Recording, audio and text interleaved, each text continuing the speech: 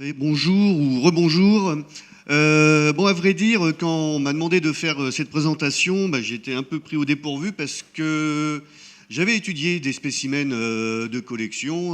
Voilà, je les étudiais, je publiais, je les remettais, mais j'avais vraiment jamais vraiment réfléchi à la problématique des collections et de leur utilité, le lien avec l'étude de l'évolution.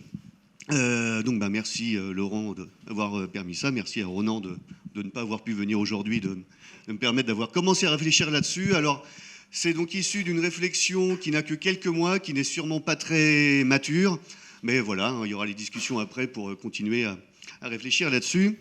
Alors bon, tout d'abord la définition des collections des muséums, alors je vais vous laisser la lire et je vais faire passer un message. Bon, Michel Guiraud n'est pas là, mais en fait, je vais parler à Gildas. Je n'ai pas trouvé le règlement des collections sur l'intranet du muséum. Donc voilà, ça serait bien qu'il soit mis en ligne. Alors j'ai réussi à trouver. Je ne sais pas si c'est la dernière version, mais bon, globalement, je ne pense pas que ce soit cette partie qui ait le plus changé. Donc voilà, vous avez eu le temps de lire. Je ne vais pas relire. Donc c'est un ensemble ordonné de spécimens de documents. Voilà, là il manque un mot, mais j'en parlerai un petit peu après. On n'a pas voulu que le rajouter, mais c'est pas grave. Donc les collections du muséum, c'est un ensemble très varié en termes de matériel. Donc il y a différents ensembles. Et il y a aussi de l'immatériel, on va dire. Là, il y a la sonothèque, par exemple. Et il y a aussi donc des collections, on va dire, inertes, mortes ou minérales. Et aussi des collections vivantes, donc qui ne sont pas toutes gérées par la direction des collections. Bon, c'est pareil que ça. Par contre, on peut le trouver sur l'intranet. Alors la question moi, que je me suis posée, c'est en fait, a-t-on besoin de collections pour étudier l'évolution? Alors la réponse, ce sera une réponse un peu de Normand, c'est ça dépend. Il y a certaines études qui ne nécessitent pas forcément de mise en collection. Alors par exemple, ça serait l'évolution in vitro, par exemple par culture de bactéries soumises à différentes pressions. On n'a pas forcément besoin de les mettre en collection, encore que les souches bactériennes en collection peuvent être mises en collection, ou alors les observations directement sur le terrain, comme l'évolution des aires de répartition, les études en éthologie, bon, et il y a plein d'autres exemples possibles. Et maintenant, passons dans un monde bizarre, un monde parallèle, où moi, paléontologue, je ferai des études et voilà, je pourrais, admettons, je pourrais aller chercher un spécimen sur le terrain, le préparer, l'étudier, le publier, et puis le mettre dans un tiroir, dans mon garage, en décoration chez moi. C'est un monde parallèle. Hein. Le problème, c'est que, par exemple, dans ce monde, si tout le monde faisait comme moi, est-ce que j'aurais pu aller faire des comparaisons de mon spécimen avec des autres? Pas forcément. Donc, heureusement, on ne vit pas dans ce monde-là. Comme le disait Adeline, qui a dit beaucoup de choses que je voulais dire, donc je ne vais pas les développer, donc c'est parfait, ça va me faire gagner du temps et pouvoir développer d'autres aspects. Donc dans notre monde réel, on emploie la méthode scientifique, donc la reproductibilité et l'accès aux données, donc l'accès aux spécimens. Dans ce cas-là, les collections sont indispensables. Alors bon, là j'ai mis notre petit code couleur avec les étiquettes rouges pour les types et verts pour les figurés. Donc dans notre monde réel, oui, les collections, en paléontologie, mais pas que, sont indispensables pour étudier de manière scientifique l'évolution à différentes échelles. Donc les collections, entre autres, c'est pareil, j'ai sans doute oublié pas mal de choses, permettent le dépôt permanent de types dans des institutions. Ça permet le retour au spécimen. Donc le retour au spécimen, moi ça m'est arrivé plusieurs fois de regarder des publications anciennes très bien faites et puis en voyant le spécimen en vrai, je me rends compte que ce qui était illustré ne correspondait pas forcément à ce qui existait en vrai. Ça permet donc de nouvelles études et en particulier avec l'accès à de nouvelles technologies. Nouvelles techniques et technologies. Donc ça, c'est les collections qui existent déjà et on peut aussi... Ouais. Et aussi l'enrichissement des collections. Donc par exemple, pour l'actuel, on peut suivre l'évolution dans le temps.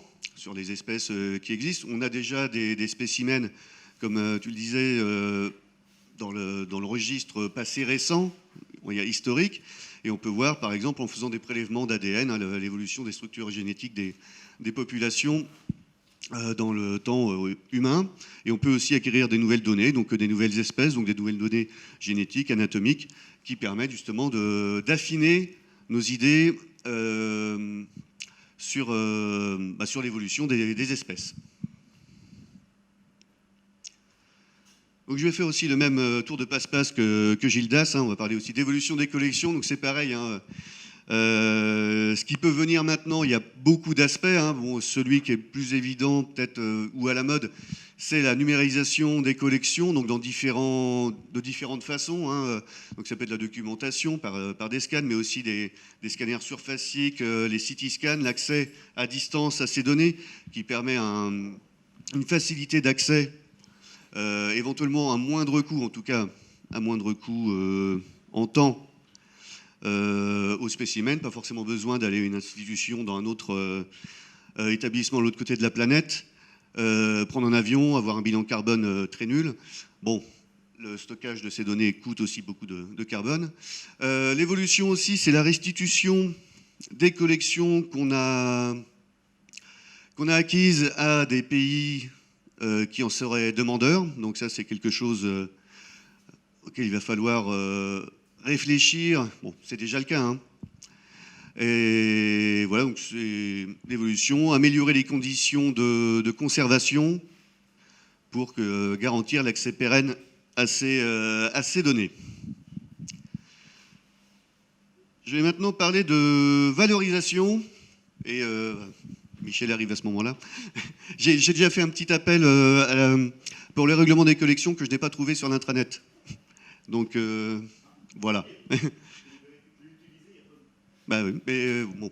Et donc en relisant, parce que j'ai quand même réussi à me procurer ce règlement, ce règlement des collections, bah, vous avez vu dans la définition initiale donc, des collections du muséum, le mot de valorisation n'apparaissait pas dans ce point 1.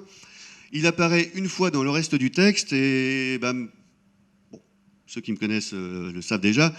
Moi, ça me gêne un petit peu parce que c'est quand même une grande partie des études qu'on fait sur ce matériel qu'on a en collection. Nous, ce qu'on aime, c'est le valoriser. Alors, je vais faire un petit exemple d'études que j'ai faites parce que j'aime bien cette histoire et puis c'est un truc que j'ai fait. Donc, voilà, donc je vais vous parler d'un petit caillou, bon, un beau caillou hein, qui vient des grès de Harding. Les grès de Harding c'est une formation rocheuse hein, qui date de l'Ordovicien, donc c'est vieux, hein, c'est à peu près 470 millions d'années, qui vient du Colorado. Et donc c'est un gros bloc hein, qui est à peu près rose et qui est plein d'éclats blancs. Alors est-ce que ça va marcher? À peu près. Donc les petits points blancs ici, ce sont des fragments de très vieux vertébrés. En gros, à l'époque, hein, je vais vous montrer quelques images, mais c'était des poissons cuirassés. Il y avait une carapace, et cette carapace, c'est de l'os dermique. Ces échantillons, en tout cas une partie de ces échantillons, avaient été ramenés. Donc j'ai retrouvé hein, le scan du catalogue de collection. Ils avaient été ramenés par Marcelin Boule en haut et Albert Gaudry en bas, en 1891, dans le cadre d'un congrès de géologie internationale aux États-Unis. Et c'est Charles Doolittle Walcott, qui est connu pour avoir aussi découvert les gisements des schistes du Burgess, qui les avait fait visiter ce site. Et donc, ils avaient ramené dans leur bagage ces échantillons de roches voilà, que j'ai pu toucher. Donc, j'étais très content d'avoir touché les mêmes spécimens que nos deux glorieux prédécesseurs. Et ces spécimens avaient déjà été étudiés par Léon Vaillant en 1905. Et qu'est-ce que j'ai fait, moi, de ces échantillons? Bon, ceux qui me connaissent le savent, hein, c'est que je les ai coupés. J'ai fait des lames minces à l'intérieur. Alors, Léon Vaillant, pourquoi je l'ai fait hein? Parce que déjà, Léon Vaillant l'avait fait en 1905. Les lames, certaines lames existent encore. Elles sont assez jolies. Mais bon, elles sont historiques, je voulais pas trop les déplacer. Et bon, comme ce sont des fragments, hein, des roches avec des fragments, elles ne peuvent être quasiment étudiées qu'en lame mince. Et mon but initial, hein, c'était plutôt de me faire un un catalogue de lames minces, d'os, de vieux poissons, pour décrire, principalement au départ pour de l'enseignement, hein, l'évolution, les premières étapes de l'évolution de l'os. Donc voilà, je coupe dedans, je coupe dans d'autres trucs, et j'observe des choses assez marrantes. Alors voici une image, une représentation d'Astraspis. Astraspis, hein, donc c'est un des taxons présents à l'état de fragment dans ces grès de Harding. Hein, il n'existe dans le monde qu'un ou deux spécimens articulés. Je crois qu'il y en a deux, dont un qui n'est qu'une empreinte. Et voici ce qu'on étudie. Hein, alors désolé, j'ai oublié l'échelle, mais en lame mince, donc tout ce qu'on verra peut-être pas mieux avec la souris, peut-être. Tout ceci, c'est une coupe, une tranche dans le squelette dermique, ou dans cette zone-là, de ce vieux poisson. Alors c'est reconnaissable en lame mince, hein, il y a eu beaucoup d'études faites depuis Walcott, hein, depuis 1896, donc on peut reconnaître plusieurs taxons à l'intérieur. Donc Astraspis, on le reconnaît grâce à ces petits, on va appeler ça des tubercules, des odontodes assez caractéristiques. Et donc, jusque-là, c'est une structure assez classique d'Astraspis, hein, donc ces odontodes, donc une structure qui ressemble à de la dent. Dessous, un os assez spongieux, un os sans ostéocytes. Et par ici, en revanche, même si ces taxons ont été étudiés depuis plus d'un siècle, de manière assez intensive, il y a eu quelques pauses, mais on connaît quand même les lames minces d'Astraspis depuis bien longtemps, et bien, il y avait des structures très bizarres. Ici, donc ça c'est un zoom à la base de cette plaque, plein de petites lacunes ovoïdes alignées, comme ça, tout à la base de cet os. Et ceci, alors déjà on n'avait jamais décrit d'espace cellulaire chez ces animaux-là, et ça ressemble beaucoup à ce qu'on peut retrouver dans du cartilage de croissance, hein, pour faire simple. Du cartilage de prolifération, hein, c'est des choses qu'on observe aux extrémités de nos os quand on grandit. Donc c'est des cellules de cartilage qui grandissent, qui se séparent par mitose et qui s'alignent comme ça, et donc produisent du cartilage autour d'elles. Ça rajoute de la matière, ça fait grandir les os en longueur, et après, chez nous, c'est détruit et c'est remplacé par de l'os.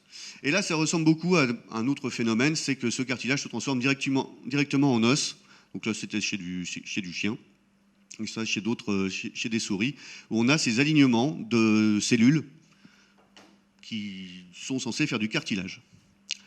Donc, on observe quelque chose qui ressemble vraiment beaucoup à du cartilage qui s'est ossifié ensuite chez les quasiment premiers vertébrés.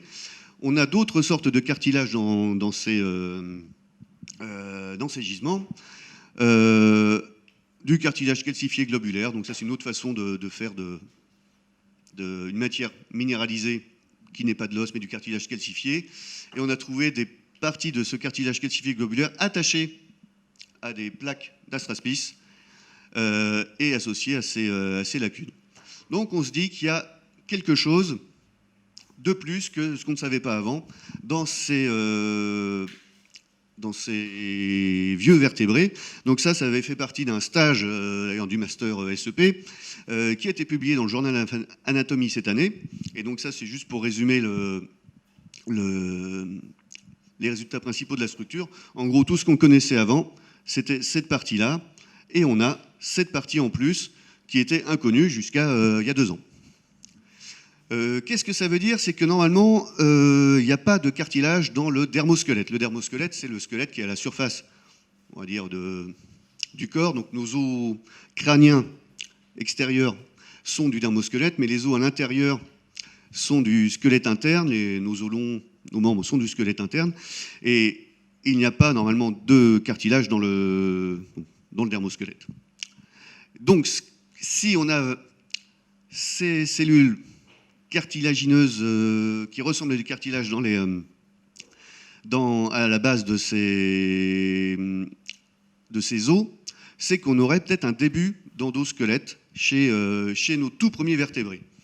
Ça, dans l'évolution des vertébrés, ça serait un grand changement parce que normalement, l'endosquelette apparaît, le cartilage de prolifération d'abord, apparaît, il est connu chez les ostéictiens, donc actinoptérygiens, sarcoptérygiens, incluant les tétrapodes. Mais là, Astraspis, c'est parmi les premières différenciations des vertébrés.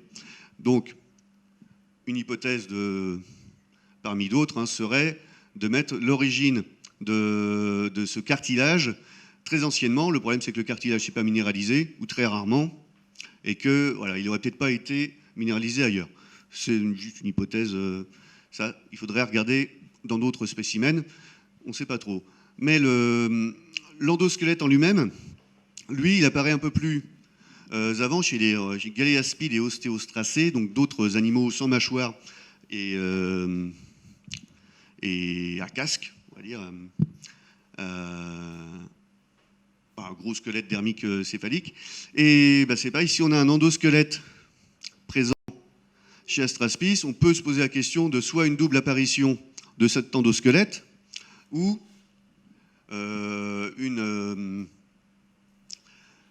un endosquelette non minéralisé chez les autres. Donc, ce que j'essaye de faire en ce moment, c'est d'essayer d'aller voir dans des taxons où ça n'a jamais été décrit, de voir s'il n'y a pas ce genre de structure. J'ai regardé chez les hétérostracés, chez un hétérostracé. Bon, pour l'instant, c'est un échec. Je n'ai pas trouvé ce genre de structure. Mais bon, on va continuer à chercher. Donc, ce que je veux dire par là, et donc ça sera le message un peu final, c'est que finalement, conservation et valorisation ne s'opposent pas. Alors, ça peut paraître évident à plein de gens, mais il y a certaines discussions qui me font dire que tout le monde ne pense pas comme ça. Pourquoi ? Parce qu'on ne peut pas valoriser les collections si elles ne sont pas conservées, et même si elles ne sont pas bien conservées, et que conserver sans valoriser, voilà, je vais être un peu brut, c'est que c'est inutile. Avoir des spécimens dans les tiroirs et ne rien en faire, autant ne pas les conserver. Donc, moi, bon, mon truc, pardon. Moi, mon truc, mon boulot, c'est de couper des os. Donc, c'est vrai que si on me laisse pas le faire, je vais pas aller bien loin. Ce que je veux dire, c'est que on peut valoriser. Alors, faut être raisonnable, on n'est pas des sauvages non plus. Faut nous permettre de retoucher au spécimen. Tant qu'on est raisonnable, je pense qu'on peut continuer quand même à étudier dessus parce que ça peut apporter beaucoup de nouvelles découvertes. Et voilà, donc c'est mon message final. Merci.